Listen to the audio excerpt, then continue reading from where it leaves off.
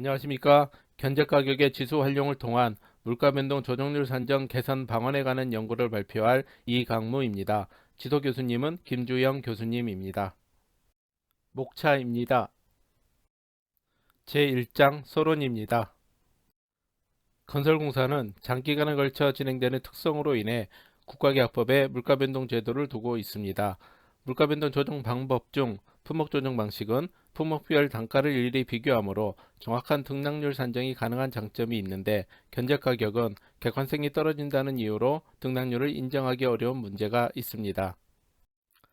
본 연구의 목적은 물가 급등 시기에 안정적 계약 이행을 위하여 품목조정 방식에서 견적가격의 단가가 아닌 지수를 이용하여 등락률을 산정하는 것이고, 통계기관의 승인된 지수를 이용하여 사례 분석을 진행하며 통계 분석을 통한 지수에 유의한 차이가 있음을 확인합니다.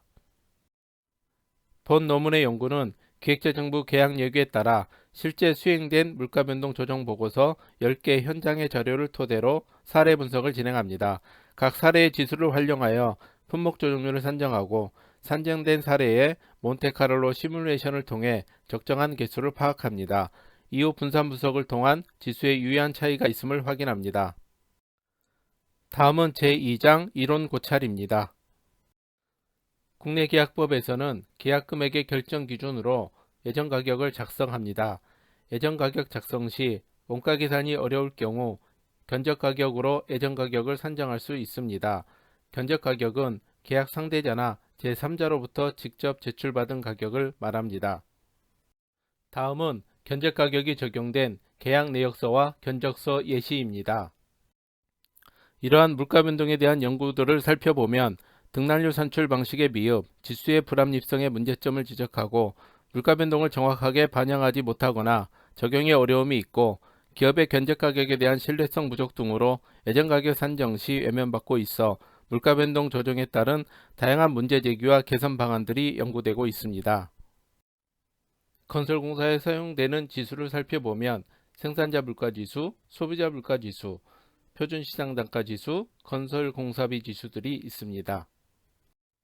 기존 선행 연구들은 조정 방법에 따른 조정률을 재산정하거나 독립표본 T검정과 성감 분석을 진행하여 조정 방법을 선택할 수 있도록 제시하였고, 재료비에 일괄적으로 생산자 물가지수 등락률을 적용하는 방법을 제시하였습니다. 이러한 선행 연구들은 제도적 보완에 한정되어 있다는 한계점이 있습니다. 품목조정 방식에 있어 건설공사비 구성 내역에 포함된 견적가격에 지수를 활용한 등락률 산정에 대한 연구는 없었습니다. 물가변동 분석을 위한 적은 데이터 수의 한계를 극복하기 위해 데이터 증강 기법을 활용하였습니다. 일반적으로 세 가지 증강 기법 중 단일 숫자 변수인 물가변동에 대해서는 확률 분포에 따라 증강시키는 몬테카를로 시뮬레이션을 이용하였습니다. 사례의 불필요한 요소를 사전 예측을 통해 정량화하여 충분한 데이터 수 확보를 위해서 몬테카를로 시뮬레이션을 이용합니다. 시뮬레이션을 통해 확보된 데이터셋을 이용하여 정규성을 실시합니다. 정규성 검정으로 정규성이 확보되면 모수 검정, 정규성이 확보되지 않을 경우 비모수 검정을 진행합니다. 데이터셋이 정규성을 띠는 경우 2개의 집단에 대해서는 독립표본 T검정을 활용할 수 있으며 3개 이상일 경우 분산 분석을 활용할 수 있습니다. 사후 분석으로 게임스 하위엘 검정을 활용합니다. 다음으로 제3장 사례 수집 및 분석입니다. 분석에 사용된 사례는 2020년과 2021년 계약된 건설공사 현장들이며, 기획재정부 계약 예규에 따라 실제 수행된 물가변동 조정 보고서의 자료를 토대로 이루어졌습니다. 견적가격이 많이 포함될 경우 품목조정률은 3% 이하로 산출되며, 견적가격이 적게 포함될 경우 품목조정률은 3% 이상으로 산출됨을 사례 분석을 통해 확인하였습니다. 사례 분석을 위해 재료비 견적가격에 대하여 생산자 물가지수와 소비자 물가지수를 적용하고, 공사비 견적가격에 대하여 표준시장단가지수와 건설공사비 지수를 적용하여 사례 분석을 진행합니다. 제4장 지수별 분석 및 통계적 검정입니다. 10개 사례별로 분석을 위하여 견적가격의 지수를 적용하여 산정하였고, 표와 같이 5가지 시나리오로 분류하여 분석하였습니다. 각 사례에 대하여 지수를 적용하여 산정된 품목 조정률 분석 내용을 종합하면 등락률이 0%일 때는 품목 조정률이 대체적으로 낮게 산정되었으며 생산자 물가지수와 소비자 물가지수를 적용할 경우 대체적으로 높게 산정되었습니다. 견적 가격에 표준시장 단가지수와 건설공사비 지수를 적용할 경우 대체적으로 조정률이 높게 산정되었습니다. 사례 1, 사례 4, 사례 7의 경우 계약력에 견적 가격이 다소 포함된 사례로 지수를 적용할 경우 품목 조정률 등락의 변화가 높게 나타났습니다. 사례의 충분한 데이터 수의 확보를 위해 5가지 종류의 데이터들의 분포를 활용하여 몬테카를로 시뮬레이션을 진행하였습니다.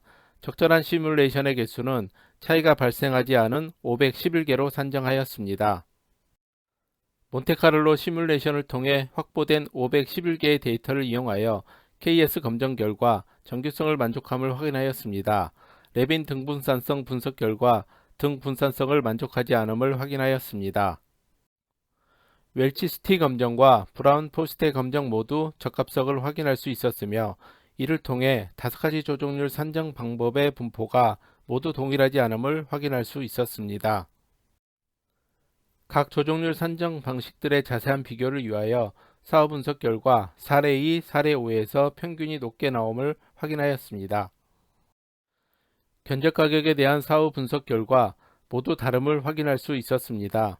이를 활용하였을 때 견적 가격에 대한 조정률은 2, 5, 4, 3, 1 순으로 평균이 높게 나타났습니다.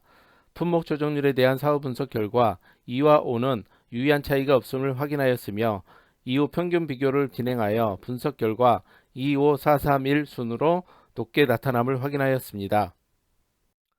제5장 결론입니다.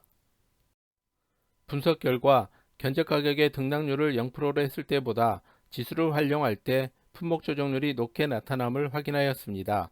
재료비 견적 가격에는 재료비 특성을 반영한 생산자 물가지수를, 공사비 견적 가격에는 공사비 특성을 반영한 표준시장 단가 지수를 적용할 수 있을 것이며 이 지수들은 통계기관에서 발표하는 지수이고 현행 계약제도에서도 적용하고 있는 지수로 신뢰성과 객관성을 확보할 수 있을 것으로 기대됩니다. 본 연구는 공사의 종류, 계약 시점, 견적 가격의 포함 비율에 따라 품목 조정률의 차이가 있으므로 사례 분석 연구에서는 일반화가 어려웠습니다. 다음은 참고 문헌입니다. 이상 발표를 마치겠습니다. 감사합니다.